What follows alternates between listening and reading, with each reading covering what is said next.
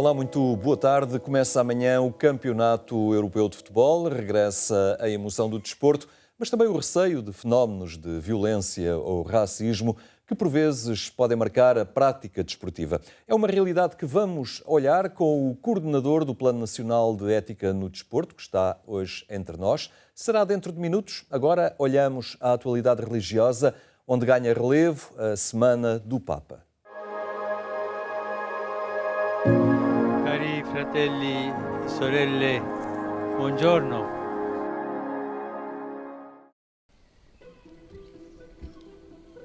Os Jardins do Vaticano voltaram a receber, 10 anos depois, uma oração pela paz na Terra Santa.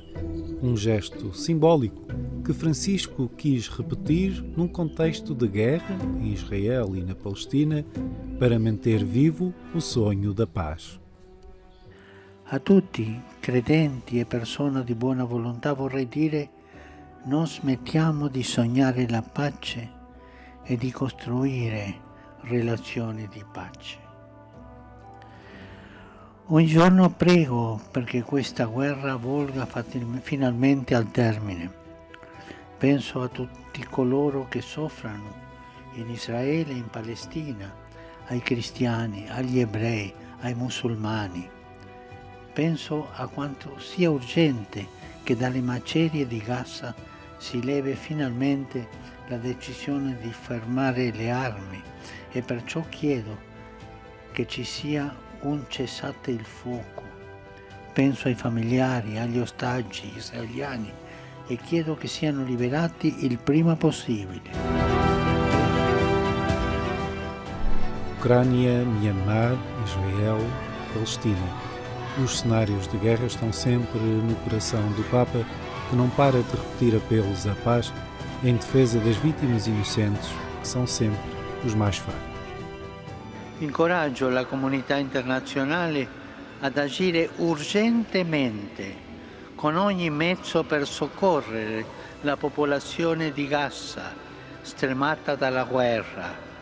Gli aiuti umanitari devono poter arrivare a chi ne ha bisogno e nessuno lo può impedire. Ieri ricorreva il 10° anniversario dell'invocazione della pace in Vaticano, alla quale erano state presenti il presidente israeliano, il compianto Shimon Peres e quello palestinese Abu Mazen.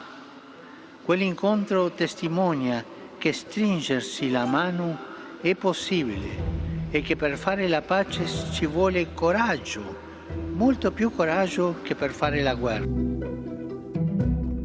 O Papa visitou pela segunda vez a Câmara Municipal de Roma, na zona histórica do Capitólio, onde se encontrou com o presidente da autarquia, projetando um impacto positivo do Jubileu 2025.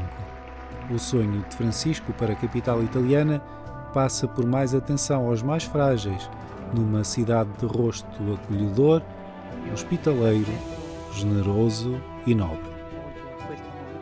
Roma è unica, perciò anche il prossimo giubileo potrà avere una ricaduta positiva sul volto stesso della città, migliorandone il decoro e rendendo più efficienti i servizi pubblici, non solamente nel centro, ma favorendo l'avvicinamento tra centro e periferie, che questo è molto importante perché la città cresce e questa tensione, questo rapporto diviene ogni giorno più importante. De Lisboa, de Pádua e do mundo. Santo António continua a inspirar milhões de pessoas com a sua vida e pensamento. Foi isso que o Papa recordou no Vaticano. Esempio di questo insigne predicatore, protettore dei poveri, dei sofferenti, suscita in ciascuno il desiderio per conseguire il cammino della fede e imitare la sua vita, diventando così testimoni credibili del Vangelo. E non dimenticatevi di pregare per me. Arrivederci.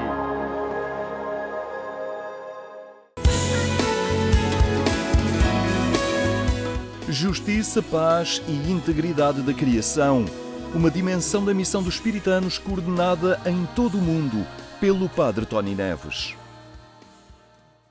Roma é o ponto de partida e de chegada para missões pelos 4 continentes do Padre Tony Neves. O objetivo é promover a justiça, a paz e a integridade da criação, uma dimensão cada vez mais central na evangelização.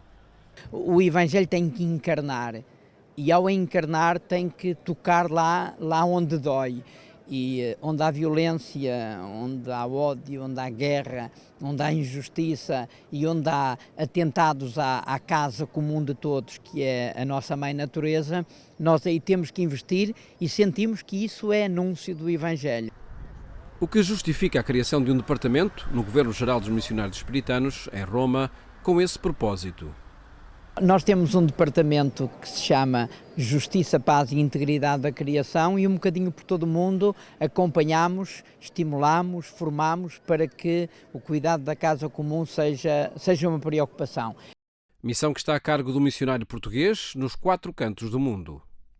Na Bolívia estamos numa área onde se produz muita folha de coca, muita planta de coca e, como devemos imaginar, não é só para fazer chá, não é?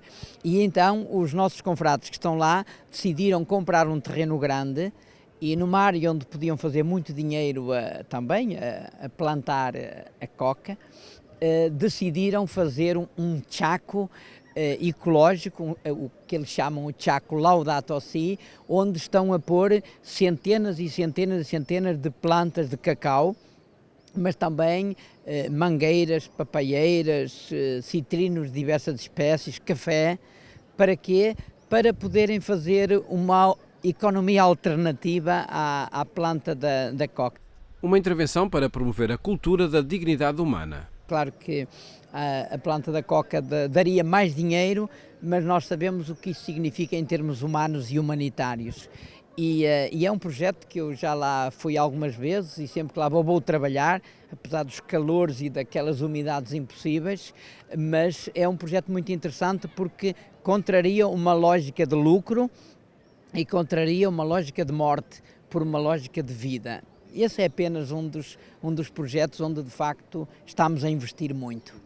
Contextos de anúncio do Evangelho que implicam um risco e que são assumidos cada vez mais numa perspectiva de diálogo entre diversidades culturais, religiosas e sociais. Nós muitas vezes olhamos para a diversidade pelo prisma do conflito, da dificuldade, da guerra. Não! A diversidade, se for bem capitalizada, traz uma riqueza enorme e é isso que nós temos que capitalizar e como missionários nós temos que testemunhar. E quando a gente chega a um sítio onde tem uma comunidade de 4, em que um tem 25, outro tem 50, outro tem 70, outro tem 80, um é africano, um é asiático, um é europeu, outro é latino-americano, tu aí vês como a diversidade pode constituir um testemunho de riqueza e é um sinal para o mundo. Justiça, paz, integridade da criação e diálogo interreligioso, dimensões da missão que acontecem em qualquer latitude e em todas as geografias e que determina a ação dos missionários espiritanos.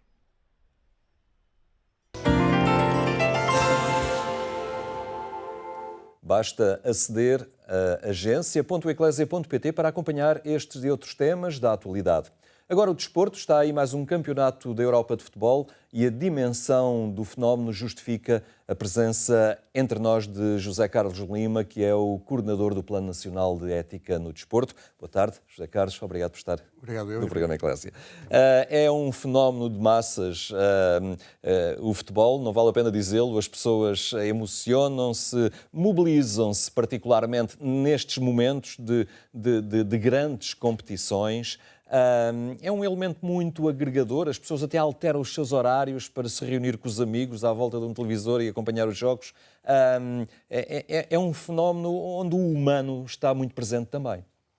Sim, o desporto, e concretamente esta modalidade do futebol, na grande maioria dos países, é realmente a modalidade agregadora que mais se pratica e que realmente também promove grandes paixões, não é?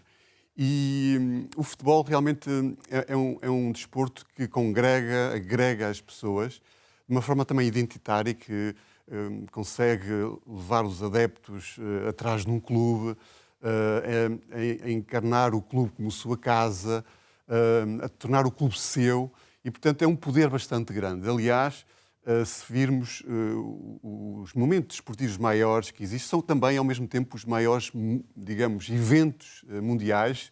Estamos a falar dos Jogos Olímpicos, estamos a falar de um campeonato do mundo de futebol, de um campeonato também europeu de futebol. São realmente esses momentos mais importantes para as sociedades, digamos assim, a nível universal. E porquê?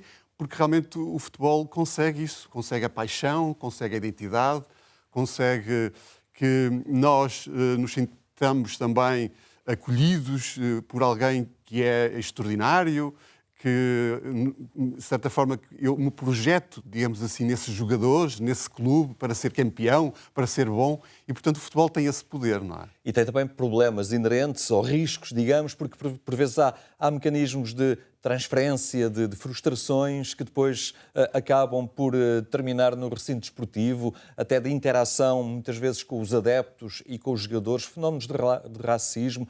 Às vezes somos confrontados com isso na comunicação social.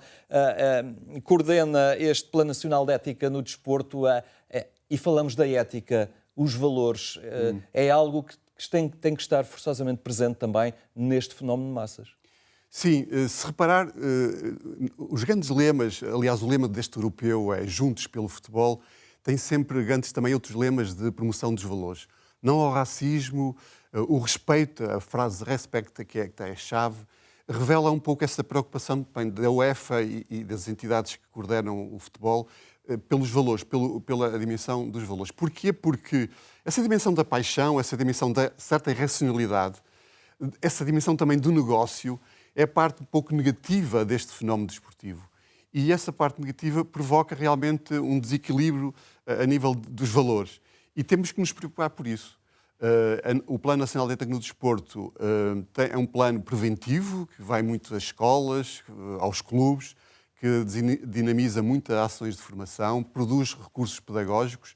Para quê? Para dizer, olhem, o desporto tem um conjunto de valores, o respeito, a amizade, a promoção do caráter, o crescimento com a comunidade, etc., que nós temos que proteger e velar e cuidar, porque se esses valores desaparecem, nós não temos desporto, o desporto não tem essa dimensão social.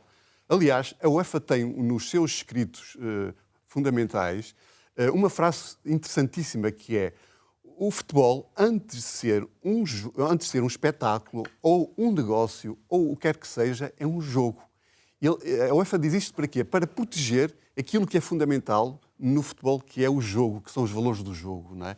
E não tanto aquilo que, se calhar, as pessoas e a comunicação social se agarra, que é o espetáculo, que são os números, etc. Não é? Quem estará particularmente atento a este calendário de jogos que se segue e começa já amanhã, são muitas crianças que também frequentam muitas escolas de futebol, escolinhas de futebol, como agora se diz. É um fenómeno também crescente e referia que o Plano Nacional de Ética no Desporto está muito atento também a estas realidades. Que género de proximidade têm? Que género de ferramentas pedagógicas vão trabalhando também junto desta camada etária? Sim, eu como disse, nós fazemos sessões, aliás, a Federação de Portuguesa de Futebol, digamos, na sua modelo de certificação dos clubes, dessas tais escolinhas, obriga, de certa forma, a que os clubes tenham a bandeira da ética e também tenham sessões de sensibilização para pais, para os miúdos, e, portanto, atuamos muito nessa dimensão da prevenção e educação. Mas, digamos que nós temos de ter em atenção de que o desporto, por vezes, tem esses escapes mais negativos. E a prevenção é realmente um vetor fundamental que nós temos que trabalhar e, sem dúvida, que cada vez mais os clubes se preocupam com isso. No nosso tempo, e dos mais velhos que estão lá em casa, se calhar os miúdos jogavam na rua, não havia as escolinhas que hoje existem e realmente as escolinhas hoje, de certa forma, é também um negócio para os clubes.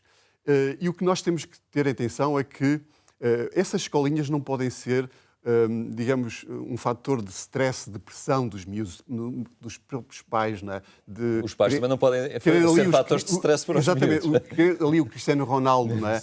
E acho que falta um bocadinho esta dimensão da rua, não é? Do prazer de jogar. As crianças têm que ter o prazer de jogar e de se realizar, de ser felizes de jogar com o outro. E muitas vezes os pais não são bons exemplos. E nós também atuamos nessa vertente. E o desporto é uma escola de valores. A Igreja também está atenta a essa realidade. Recentemente, o dicastério tutelado por o cardeal português, Tolentino Mendonça, também refletia sobre o fenómeno da prática desportiva. É importante também a Igreja fazer caminho neste itinerário que é formador a todos os níveis, em termos valorativos para a humanidade hoje em dia. Sem dúvida, porque o desporto tem esta capacidade que nós já falamos, fundamental como uma atividade humana que é, e a Igreja deve olhar para este fenómeno, esta atividade humana, de uma forma muito acutilante e interessada. Porque, aliás, o Papa Francisco, em 2018, criou o documento Dar o Melhor de Si, que é o documento que realmente a Igreja olha para o desporto de uma forma mais interessada.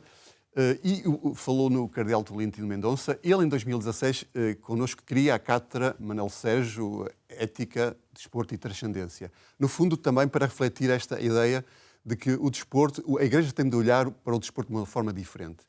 E neste congresso agora que houve o mês passado, em maio, no Vaticano, Desporto e Espiritualidade, o cardeal Tolentino ficava uma ideia muito interessante, que é, nós, se calhar, a Igreja está à espera que o desporto venha ter com a Igreja. Mas ele inverteu a frase. Não é o desporto que tem que vir ter com a fé, ou estar ao serviço da fé, é a fé que tem que estar ao serviço do desporto. Isto é, esta ideia de sair de si para ir ao encontro do desporto, das atividades esportivas, e este é o desafio que eu acho que a Igreja deve ter, pegando nesta realidade que é de formação de caráter, que é de formação de valores, que é excelente, está aqui, a Monte Semear, não é? A própria, falava desta cátedra, proximamente funciona na Universidade Católica Portuguesa, e haverá o colóquio Desporto, Ética e Transcendência, em que vai abordar fenómenos do desporto, a liberdade e a democracia também, nestes 50 anos de 25 de Abril. Esta cátedra, que é apoiada pelo IPDJ, tem um pouco esta missão de olhar o desporto de um prisma diferente, não é? Porque muitas vezes as universidades, a academia em Portugal e não só, olha para o desporto como um fenómeno humano, a dimensão da performance, da alta competição, dos números, da saúde, e não tanto numa perspectiva que a cátedra quer dar, que é refletir um fenómeno mais sociológico, mais antropológico e também teológico, daí a dimensão da ética e também da área da transcendência. E todos os anos nós temos realizado um colóquio, e este ano o colóquio é realmente dedicado à liberdade e à democracia, tendo em conta os 50 anos do 25 de Abril, e a ideia é que trazemos um conjunto de peritos que nos ajudem a realmente fazer esta ponte, como é que o desporto pode ajudar a realizar o ser humano, como é que pode promover a liberdade, e também como é que o desporto também é fonte de alienação, isto é, fonte de prisão, de certa forma, não é? Como nós falamos aqui há um bocadinho, realmente o desporto tem esta fonte de ter um conjunto de valores que ajuda o ser humano a ser livre, a se realizar, mas também tem outras dimensões mais negativas que alienam o próprio ser humano e, portanto, limitam essa liberdade. E é esses tópicos que nós, dia 20 de junho, queremos tratar nesse colóquio. De resto, o desporto em si, e esse colóquio vai abordar essa temática também, acaba por ser uma pedagogia muito abrangente para a vida humana, não é? O desporto disciplina, trabalha o respeito pelo outro, o respeito pelas regras, acaba por ser uma escola de formação para todas as dimensões da vida humana. Sim, sim. O desporto, quando é bem intencionado, quando é, digamos, bem orientado, é um instrumento fantástico para a pedagogia dos valores e a formação do caráter. Nós, por exemplo, o Plano Nacional de Ética do Desporto tem um instrumento que é o cartão branco, que é o cartão, digamos, que permeia esses gestos positivos que há no desporto, em vez do vermelho e do amarelo. Nesse sentido da pedagogia que o desporto tem, de realmente ser um instrumento para as famílias, para os clubes, para a sociedade, para a própria escola, ser aqui um recurso de inclusão. Digamos, o desporto tem uma linguagem universal, todos podem jogar, os negros, os brancos, os amarelos, a cultura multicultural também, as diferentes culturas podem, as diferentes religiões. Portanto, há aqui uma base comum que realmente promove o tal diálogo de que se podem juntar no mesmo campo e no mesmo ringue um conjunto diversificado de pessoas e de atletas com culturas diferentes, nesse sentido de promoção do ser humano, de um conjunto de valores para a formação do caráter. Até é uma oportunidade para falar de realidades hoje em dia difíceis de abordar, seja com os mais novos, seja até com os mais velhos. Estou-me a lembrar, por exemplo, da dimensão do sacrifício, da superação, da resiliência, de mudar estilos de vida em função de atingir um bem maior. E isso é o dia-a-dia de um atleta, não é? Sem dúvida, sem dúvida. Não, o desporto ensina-nos e passa esse conjunto de valores, a questão da resiliência, não é? O saber esperar, não é? Por um resultado, o treinar. Há mais derrotas que vitórias, o atleta tem mais derrotas que vitórias. É a perseverança, não é? Essa questão da disciplina, a questão do hábito, não é? A repetição. Isto também passa na educação. Nós, para educarmos os miúdos, temos que ensiná-lo repetidamente. Faz isto, faz isto, faz isto. Isto o quê? É o hábito, criação de hábito. É que hoje quero essas coisas no imediato, não é? Eu quero e tenho. E o desporto possibilita esse saber esperar, não é? Saber esperar, semear hoje para colher amanhã. Não se pode obter o resultado de uma forma imediata. Aliás, para a ética, o importante é o tal processo de chegar ao resultado. Não o resultado em si, mas como é que tu obtens o resultado. E muitas vezes os pais e os treinadores e os professores, às vezes, reforçam muito o resultado, não é? A meta em si. Mas o processo é muito importante e muitas vezes esquecemos dele. E o desporto ensina-nos a isso mesmo, a dar importância ao chegar ao resultado. Muito bem, José Carlos Lima, muito obrigado por esta reflexão. Ficaremos atentos também a este colóquio, que é no dia 20 de junho, na Universidade Católica Portuguesa, e vamos olhar para este Europeu de Futebol também, com este prisma de valores também, de crescimento. Muito obrigado. Obrigado eu. Ficamos por aqui, resta agradecer a sua atenção, tenha uma muito boa tarde e até amanhã, se Deus quiser.